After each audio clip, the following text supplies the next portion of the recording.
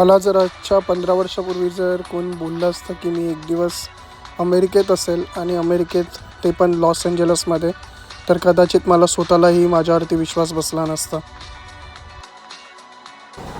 Dreams dreams do come true, so always dream.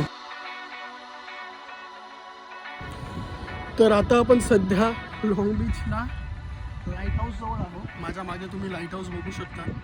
आणि the only currency we trust, dollar, golden dollar. मी सहसा तर magnet घेत नाही, पण मला हा मॅग्नेट खूप आवडला. हा माझ्या कॅबिनमध्ये तुम्ही आता नेहमी बघणार येणाऱ्या व्हिडिओजमध्ये. तर आता ना मी तुम्हाला एक गोष्ट दाखवतो. ट्रान्सफॉर्मर्स मूवी पाहिला आहे.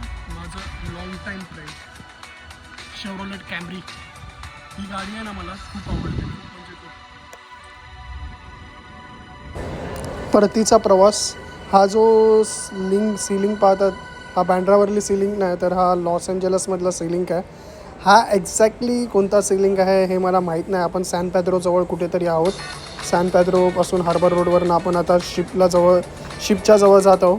थोडा उशीरच झाला आज आपल्याला निघायला, कारण की कॅब भेटत नव्हती. आणि अजून एक वॉरशिप आपल्याला दिसली आपल्याला या पोर्टजवळ. तर मी थोडा वॉरशिपचा व्हिडिओ काढला आहे. जसा तुम्ही माझा मागचा वॉरशिपचा व्हिडिओ बघितला तसंच. Back to the ship. Los Angeles आपलं फिरून झालं आहे आणि मला हॉलिवूडला जायचं होतं, पण जाऊ शकतो नाही अनफॉर्च्युनेटली. पण ठीक आहे, टाईमची कमतरता होती. तर आजचा व्हिडिओ आपण हा इकडेच थांबवूया.